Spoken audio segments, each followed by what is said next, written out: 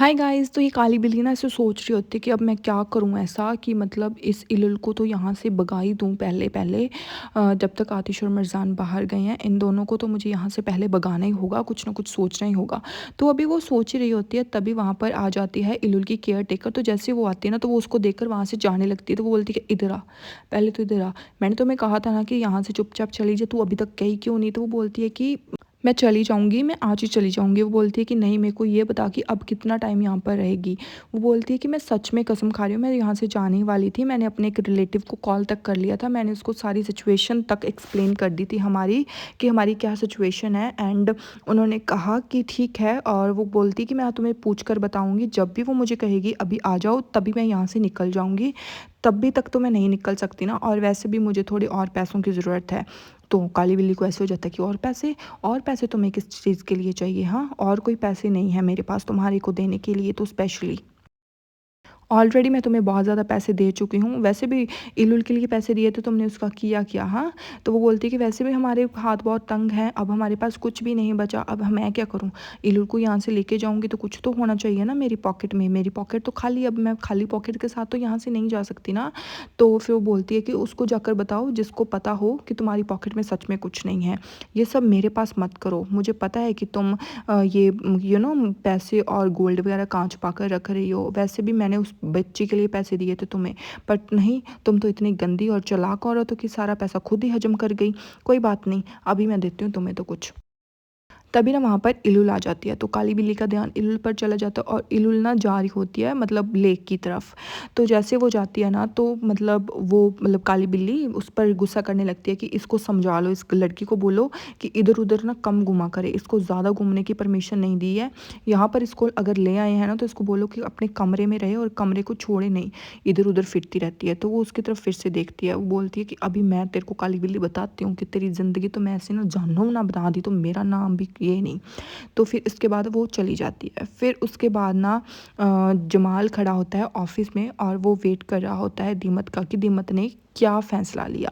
तो जैसे ही मतलब वो आती है दीमत, तो वो देखने लगता है और वो काफ़ी ऐसे नर्वस हो जाता है कि अब पता नहीं दीमत क्या फ़ैसला सुनाएगी।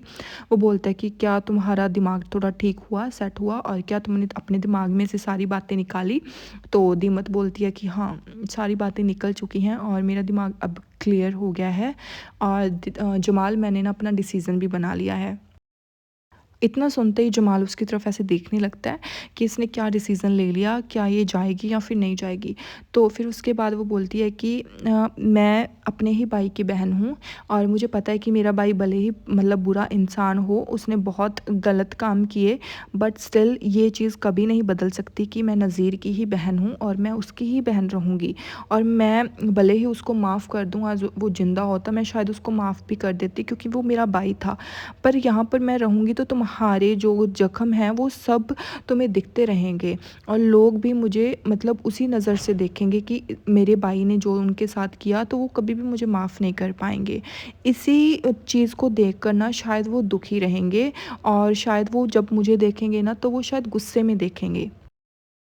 मुझे पता है कि वो सब अपनी अपनी जगह पर ठीक हैं, बट स्टिल मैं बिल्कुल भी ये चीज़ अब बर्दाश्त नहीं कर सकती। भले मैं जितना भी कहूँ कि मैं ठीक हूँ, सब कुछ ख़त्म हो चुका है, कुछ भी ऐसा नहीं है जिससे मुझे घबराना चाहिए, पर जब भी मतलब मैं पीछे जाती हूँ ना, शुरू से शुरू करती हूँ, मुझे सब कुछ बुरा लगने लगता है। जमाल, मैं इतना सेल्फलेस नहीं हो सकती, मुझे भी बुरा लगता है। मैं अपने आप को संभाल नहीं पाती तब जब वो सिचुएशन मेरे सामने आ जाती है।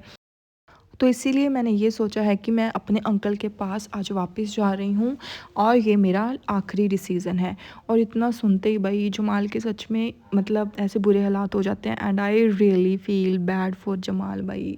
मेरे को बहुत ज़्यादा फील हुआ, मतलब मेरे लिटरली आंखों में आंसू आ गए जमाल को ऐसे हालात देखकर।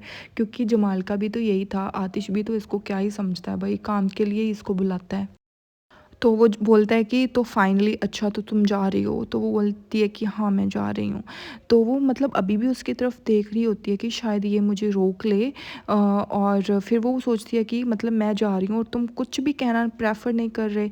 तो फिर वो बोलता है, अपने मन में बोलता है कि तुम जा रही हो और मुझे यहाँ पर अकेला छोड़कर मैं तुम्हारे बिना कैसे रहूँगा? और वो खुद अपने मन में ही बोल रहा होता है, and I really feel so bad for them यार, मेरे को सच में रोना आ रहा है। अभी एक्सप्लेन करते भी रोना आ रहा है मेरे को उन पर। तो मरजान मतलब अदीमत फिर उसकी तरफ ऐसे देखने लगती है, जमाल की तरफ, एंड जमाल मतलब कुछ भी नहीं बोल पा रहा होता और वो लास्ट में बोल देता है okay have a safe journey. इतना जैसे ही बोलता है ना, तो दीमत को भी ऐसे फील हो जाता है कि मतलब इसको कोई फ़र्क ही नहीं पड़ रहा। तो वो उसको कुछ भी बोले बिना वहाँ से चली जाती है। इधर फिर हम देखते हैं इलुल को। इलुल मतलब बाहर आई होती है और वो लेक के किनारे जा रही होती है, क्योंकि उसको ना वही चीज़ें बार बार तंग कर रही होती है। उसको कुछ कुछ फ्लैशबैक्स आ रहे होते हैं इसके बचपन के।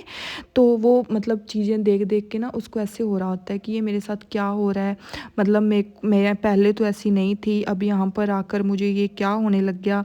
पहले मेरे साथ ऐसा कभी कुछ नहीं हुआ था। क्या ये मतलब आदमी ने, इस घर ने, क्या सब लोगों ने मेरा दिमाग ख़राब कर दिया है क्या? क्या इस घर में भूत बात तो नहीं रहते जिन्होंने मतलब मेरा दिमाग ख़राब कर दिया है? तो वो मतलब वहाँ पर बैठी रहती है और सोचती रहती है। तो वहाँ पर ना कुछ पत्थर पड़े थे, जैसे आतिश नहीं फेंकता होता पत्थर, तो वो वैसे आतिश की तरह ही पत्थर फेंकने लगती है पानी में। और वो बोलती है कि मेरा दिमाग पागल हो जाएगा अगर मैं इस चीज़ के बारे में बार बार सोचती रही।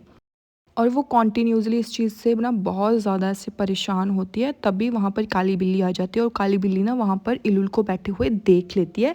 और वो ना सोचती है कि अगर मुझे अपनी पोजीशन सिक्योर रखनी है ना, अगर मुझे जो आतिश है वो मुझे अपनी माँ समझे, तो मुझे सबसे पहले इस लड़के से अपना पीछा छुड़वाना होगा, इससे पहले आतिश को सच पता चले।